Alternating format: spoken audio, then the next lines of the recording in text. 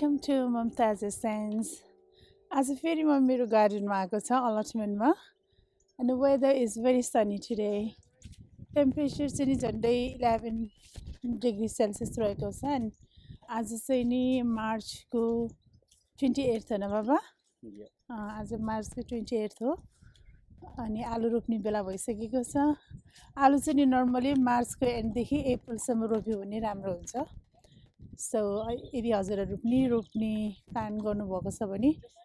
Another month अप्रिलभरिमा रोप्न सक्नुहुन्छ so अनि आज चाहिँ नि म आलु चाहिँ नि यो होल बेडमा रोप्दैछु यो ठुलो बेडमा यो सबै बेडमा चाहिँ नि आलु रोप्दैछु एकदम ब्रिजी पनि छ तर अहिले काम गर्दै जाँदाखेरि चाहिँ नि हामीलाई ठिक पनि हुन्छ अनि मैले चाहिँ नि आलुको बिउ चाहिँ नि दुई थरी लिएको छ यो मैले चाहिँ नि ब्याक जनवरीको लास्ट विकमा किनिराखेको अनि हेर्नुस् न कति राम्रोसँग स्प्राउट भछ है अनि यो चाहिँ नि सगेटा यो आलुको बिउको नाम चाहिँ नि सगेटा हो यहाँनिर पढ्न सक्नुहुन्छ अनि यो चाहिँ नि सेतो आलु हो भने and I have chose Cara C-A-R-A Cara रातो आलुको लागि चाहिँ नि this is red potatoes so यो चाहिँ नि मेरो आलुको बिउ भयो मैले झन्डै यसमा चाहिँ नि 4 केजी जति आलु किनिरहेको छु अनि before that we are going to खन्छु यो बेड चाहिँ राम्रोसँग खनेर माटो मसिनो गर्छु अनि ड्याङ ड्याङ बनाएर रोप्ने प्लान छ अनि जब यो खन्छ अनि आज अलिअलि आलुलाई पोटेटो फिड पनि आज त्यो माटोमा मिक्स गरेर आलु रोप्ने प्लान गरेको छ भिडियो हेर्दै गर्नुहोस् है विल किप अपडेटिङ यो साल माटो कस्तो राम्रो भएको छ पोहोर सालभन्दा किनभने यो साल चाहिँ नि हाम्रो हिउँ पनि पर्यो हिउँ पर्यो भने माटो राम्रो हुन्छ भनेर सुनेको थियो हो जस्तो लाग्यो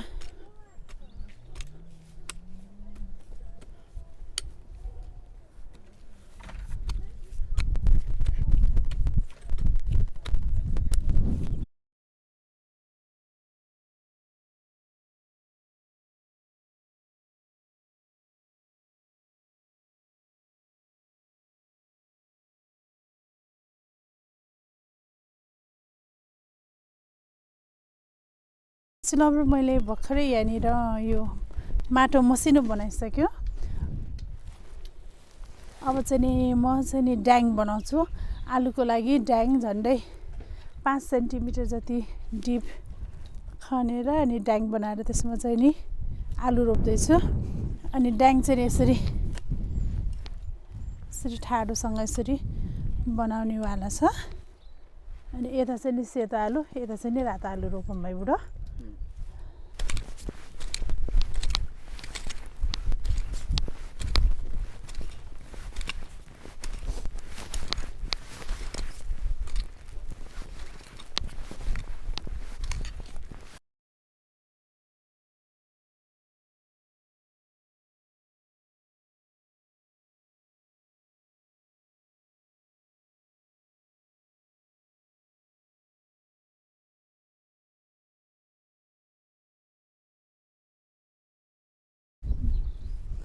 मैले चाहिँ नि झन्डै 5 इन्च जति डिप एउटा ड्याङ खनिसक्यो सो यसमा चाहिँ नि म थोरै यो पोटेटो फिड पनि एउटा दुईवटा स्प्रिङ्कल गर्छु धेरै होइन यो गर्दैछु सो पछि माटोमै मिक्स हुन्छ नि यो मैले आज मात्र खोलेको यो निकै फुल्छ so I'm going to sprinkle a little bit here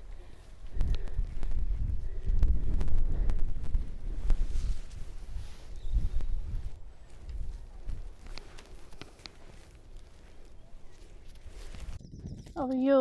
ready भएको ड्याङमा चाहिँ नि मैले सगिटा भन्ने यो आलु रोप्दैछु यो वाइट यसरी रोप्दैछु यो सगिटा चाहिँ नि अनि हेर्नुहोस् न यहाँनिर स्प्राउट भइसकेको छ अलरेडी सो यसलाई चाहिँ नि अपवर्ड फेस गरेर यहाँ यसरी राख्दैछु सो म चाहिँ नि झन्डै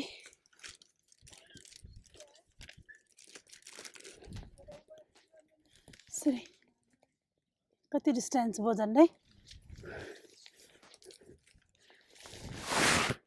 6 and 10 सेन्टिमिटरको डिस्टेन्समा यतिको डिस्टेन्समा चाहिँ नि रोप्दैछ अनि कति राम्रोसँग माथि यसरी फेस पनि भरेछ कि अब यो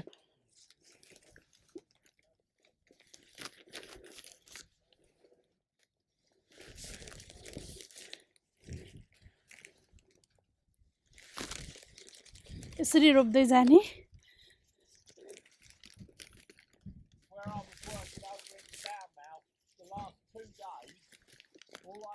chainsaw all morning, and then in the afternoon, all I got was clouds of smoke. Where they're clearing stuff. ल मेरो फर्स्ट रो चाहिँ नि डन भयो अब चाहिँ नि म यो आलुलाई पुर्दिन्छु यसरी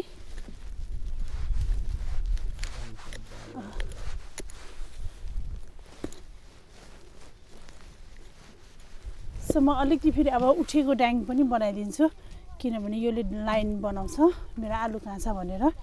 यसरी बाहिर पनि ड्याङ हुने देख्ने गरी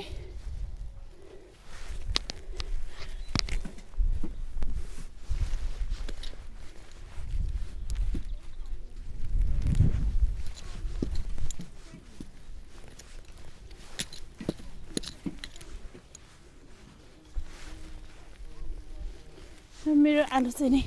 जमिन पनि पुर्यो अब एकैचोटि कस्तो फल्छ भनेर अब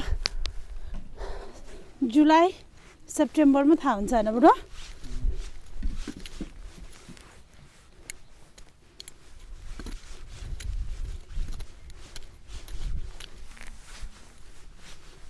मैले चाहिँ नि यहाँनिर एउटा ट्याङमा चाहिँ नि एउटा रो आलु यसरी रोपिसक्यो अब यसै गरी क्रमशः म सबैमा चाहिँ नि पहिला ड्याङ बनाउँदै अनि आलु रोप्दै पुर्दै जान्छु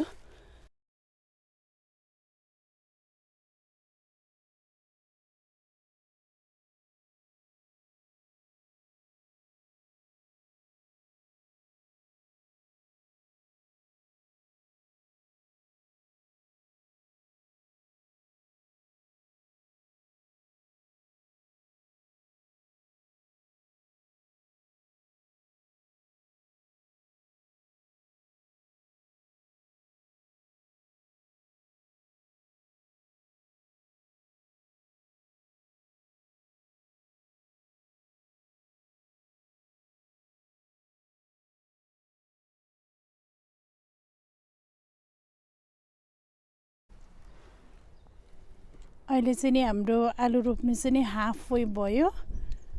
अब टी ब्रेक लिउँ है बुढो हुन्छ आउनुहोस् न कति राम्रो देख्यो ड्याङ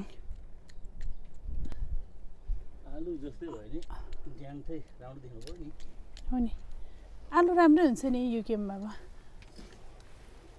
thank you very much so good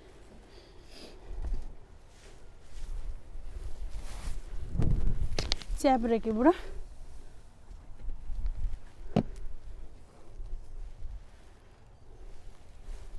दिन ठिकै छ है आज होइन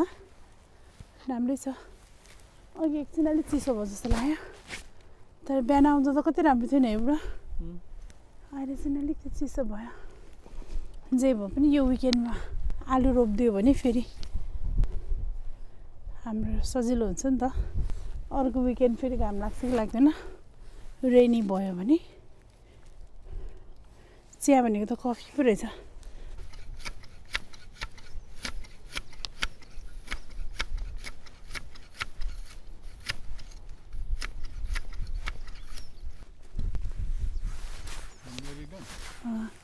सिद्धि अब है फाइनल हो म चाहिँ अहिले यो फाइनल यसरी ड्याङ चाहिँ फाइनल टचअप दिँदैछु होइन यसरी टाइट बनाउँदैछु यसरी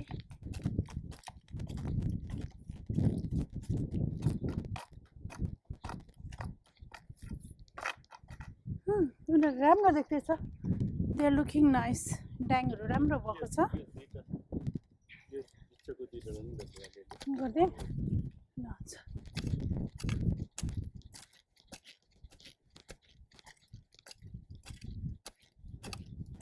बुढोले काम गर्दा चाहिँ नि फेरि एकदम पर्फेक्ट हुनुपर्छ नि बुढो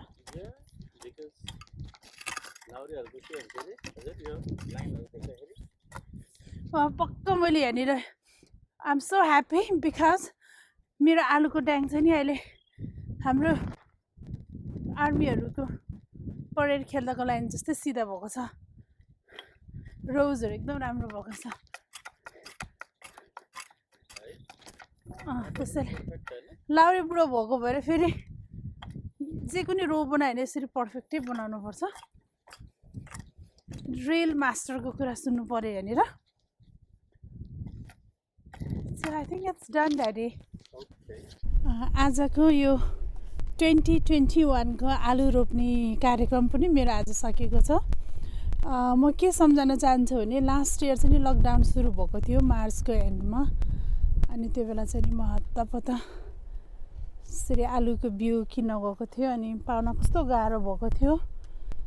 त्यो बेलादेखि चाहिँ नि म वर्क फ्रम होम गरेको हेर्नुहोस् न 1 वर्ष कति छिटो बितिसक्यो अनि आज म काम जानुभन्दा अगाडि फेरि अर्को आलु लगाउँदैछ होपफुली अब यो पेन्डेमिक पनि ओभर हुन्छ होला र नर्मल लाइफ बिस्तारै सुरु हुन्छ होला भनेर आश पनि गर्दछु अनि मेरो आलुको ड्याङहरू एकदम राम्रो देखिरहेको छ अहिले